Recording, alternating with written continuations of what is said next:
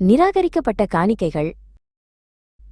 அரேபிய கடலுக்கு அப்பால் விரிந்து கிடக்கும் ஆப்பிரிக்க கண்டத்தில் ஒரு காலத்தில் ஒரு மீனவன் வாழ்ந்தான். அவன் பெரிய ஏரிகளில் மீன்பிடித்து கடினமான வாழ்க்கை நடத்தி வந்தான்.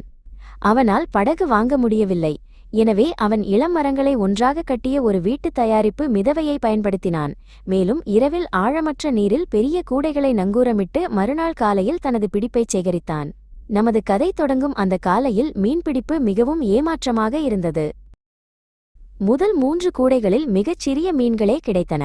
ஆனால் 4வது கூடை ஈயம் போல் கனமாக இருந்தது. பெரிய மீன்களால் நிரம்பிய கூடை என்ற எண்ணத்தில் மீனவன் இழுத்தான். கடைசியில் அவன் கூடையில் மேற்பரப்பிற்கு கொண்டு வர முடிந்தபோது அதில் ஒரு சுருக்கம் விழுந்த வயதான ஆப்பிரிக்க பெண்மணி இருந்தார். அந்த மீனவன் மிகவும் கோபமடைந்தான். அந்த பெண்மணியை மீண்டும் தண்ணீருக்குள் வீசி எறிய முழுவதும் தயாராக இருந்தான். என்னை திருப்பி எறியாதே என்று அவள் கெஞ்சினாள். என்னை உன் வீட்டிற்கு அழைத்துச் செல், உன் கருணைக்காக நீ ஒருபோதும் வருந்த மாட்டாய். முதலில் அவன் மறுத்தான்.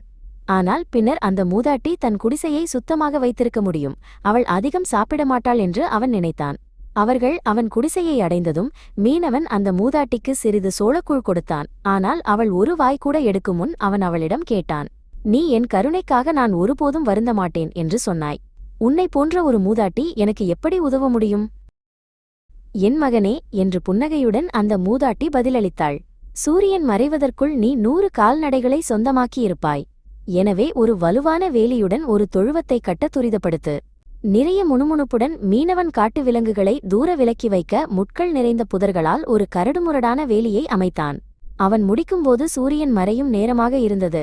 அவன் தன் கருவிகளை கீழே வைத்த உடனேயே தூரத்தில் கால்நடைகளின் அலறல் கேட்டது. சற்று நேரத்திற்கு பிறகு காளைகள், பசுக்கள் மற்றும் கன்றுகள் அடங்கிய ஒரு பெரிய மந்தை பெருத்த சத்தத்துடன் பார்வைக்கு வந்தது. அந்த நாள் முதல் அந்த மீனவனின் செல்வம் வளர்ந்தது. அவன் அருகிலுள்ள நிலத்தை வாங்கி பல தொழிலாளர்களை வேலைக்கு அமர்த்தினான். ஆனால் துரதிர்ஷ்டவசமாக செல்வம் அவனுக்கு தன் சொந்த முக்கியத்துவத்தை பற்றி ஒரு பெரிய எண்ணத்தை கொடுத்தது. மேலும் அவன் பெருமை மிக்கவனாகி தன்னைவிட ஏழையாக இருந்தவர்களை நிந்தித்தான். ஒரு நாள் இரவு அவன் அருகிலுள்ள கிராமத்தில் நடந்த விருந்தில் கலந்து கொண்டான். உணவும் பானமும் ஏராளமாக இருந்ததால் அவன் முழு நீதியுடன் விருந்துண்டான். அவன் தடுமாறும் கால்களுடன் வீட்டை அடைந்தபோது நள்ளிரவு கடந்திருந்தது. குடிசை முழுவதும் இருட்டாக இருந்தது. அவன் கதவை ஓங்கி தட்டி, வாடி உலன் துபோன கிழட்டு பேயே, இந்த கதவை திற, இல்லையென்றால் நான் அதை உதைத்து தள்ளுவேன் என்று கத்தினான். மூதாட்டி கதவின் தாழ்பாளை எடுத்து மீனவனை அவன் துஷ்பிரயோகத்திற்கும் மற்றும் குடித்த நிலைக்காகவும் கடிந்து கொண்டாள். அவனை விட்டுப் போவதாக மிரட்டினாள். போ முட்டாளான கிழட்டு பெண்ணே போ என்று மீனவன் கத்தினான். மற்றும் மோசமான குப்பையிலிருந்து நல்ல விடுதலை. விடியற்காலை நேரத்தில் மூதாட்டி குடிசையை விட்டு வெளியேறி கால்நடைகள் தொழுவத்தின் கதவை திறந்து சைகை செய்தாள். அவை அமைதியாக அவளை ஏரியை நோக்கி பின்பற்றின. அவர்கள் ஏரியை அடைந்ததும் அந்த பெண்மணியும் கால்நடைகளும் அதன் ஆழத்திற்குள் நடந்தன மற்றும் மீண்டும் ஒருபோதும் காணப்படவில்லை.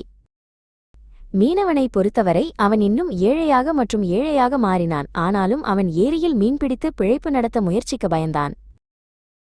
கேலி செய்யப்பட்ட மற்றும் அவமானத்துடன் திருப்பிச் செலுத்தப்பட்ட கருணை இழப்பை மட்டுமே கொண்டுவரும். மீனவன் பெருமை கொண்டவனாகவும் நன்றியற்றவனாகவும் தனக்கு உதவியவரிடம் கொடுமை செய்பவனாகவும் மாறியதால் தன் செல்வத்தை இழந்தான்.